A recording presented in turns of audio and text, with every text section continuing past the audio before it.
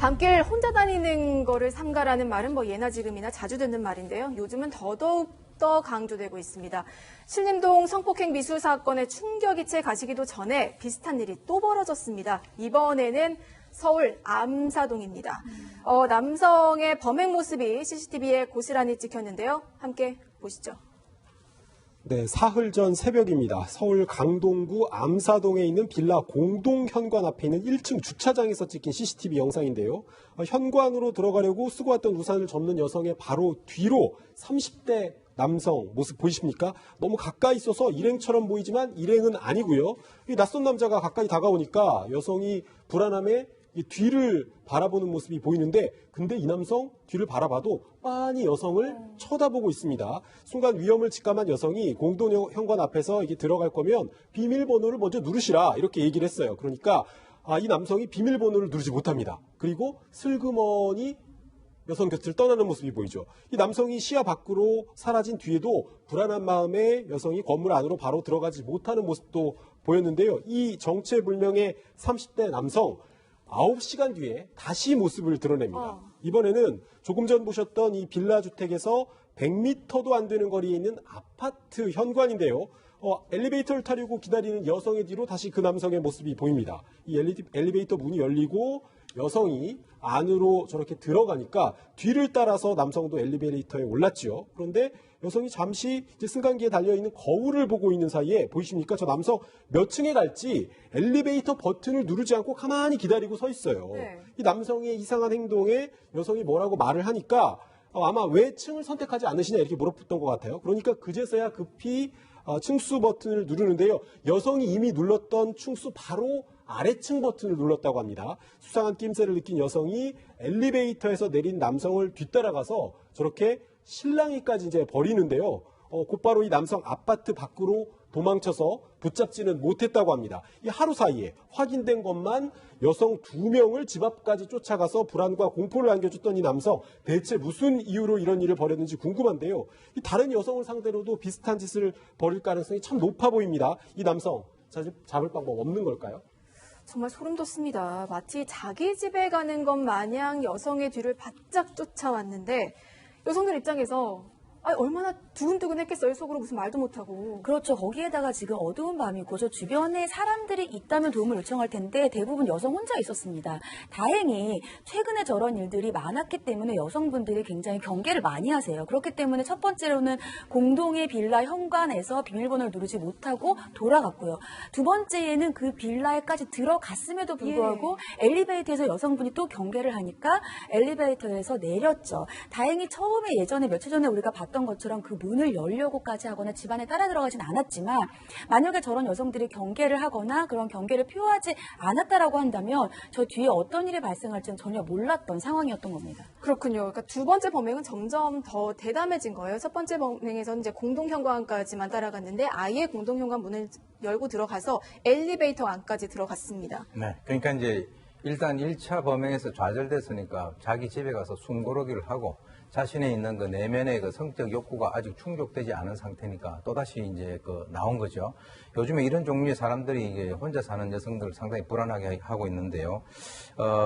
사실 이 뒤따라가는 두 번째 잘 보시면 지금 모자이크 처리가 돼서 잘 모르시겠지만 뒤따라가면서 그 앞에 가는 여성의 아래 하체를 바라보고 있어요. 시선이 하체가 네, 시선이 있군요. 하체를 바라보고 있어요. 그러니까 어떻게 보면은 지금 이 두 여성들이 상당히 잘 대처를 했습니다. 그러니까 일단 뒤따라오면 먼저 앞서 보내거나 아니면 뭐 누르는 것도 그 사람을 먼저 시키는 것이 가장 현명한 것인데, 그렇지만은 이제 좀 하나 더 말씀을 드리면 두 번째 여성 같은 경우는 1층까지 따라 나와가지고 실랑이를 벌였단 말이죠. 예. 그건 상당히 위험할 수 있는 그런 행동입니다. 아하. 왜 그러냐면 저 남성이 지금 이제 그냥 도주를 했기 때문에 그렇지만 만약에 흉기 같은 것을 갖고 있었다라고 하면 해코지를 당할 수 있는 그런 상황이 되기 때문에 네. 오히려 쫓는 것이 낫지 가서 잡으려고 하는 것은 나중에 경찰에 신고하든가 이렇게 해서 하시는 것이 훨씬 더 안전합니다. 조용히 경찰에 신고하는 게 좋다. 그렇습니다. 예. 위협을 받은 여성들의 신고를 받고 경찰이 출동을 했는데요. 이어진 두 번의 사건의 범인이 동일범이었죠. 이 동일범의 송이행이라는 것은 경찰이 언제 어떻게 알았던 걸까요? 들어보시죠.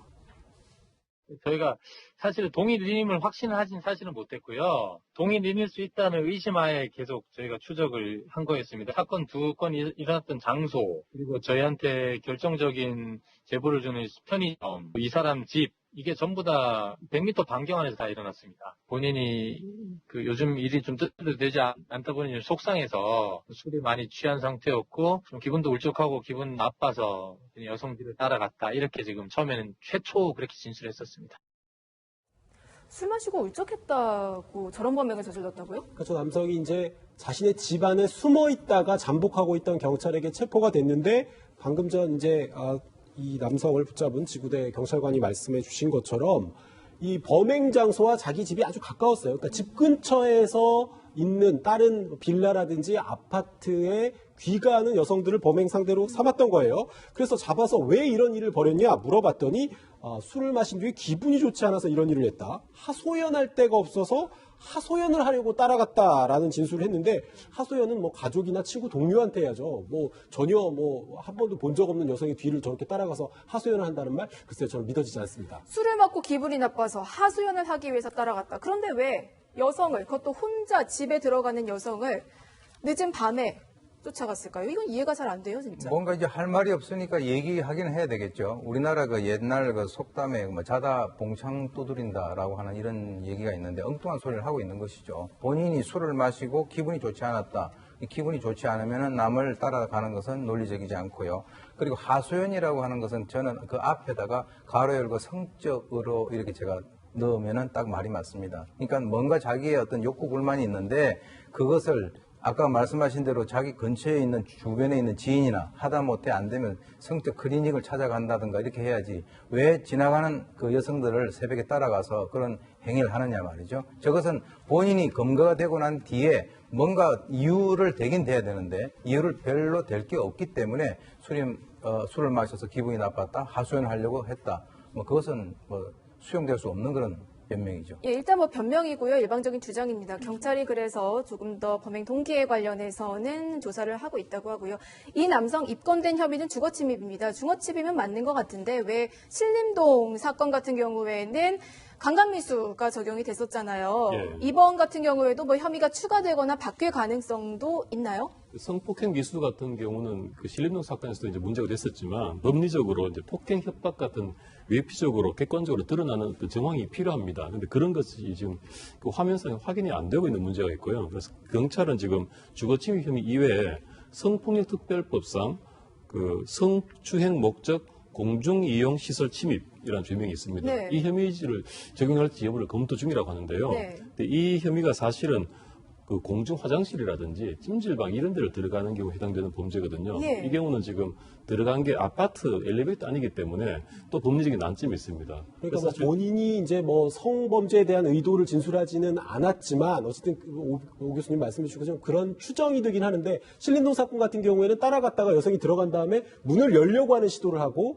현관과 복도를 떠나지 않고 있고 또 경찰이 정확하게 뭐 내용을 밝히진 않았지만 문을 사이에 두고 여성에게 어떤 말을 한 부분 이런 부분들을 근거로 해서 성폭행 미수 혐의를 적용했는데 이 남성이 그런 혐의를 적용하기 위해서는 어쨌든 뭐 조건들이 조금 더 필요해 보인다. 영상 속에서 지금 나타나지 않는 그런 말씀이십니다. 그렇죠. 여기서 사실 저런 행위가 강력범죄 전조가 될 수 있거든요. 그 위험성은 대단히 높은데 약간 처벌의 공백지대이긴 합니다. 네.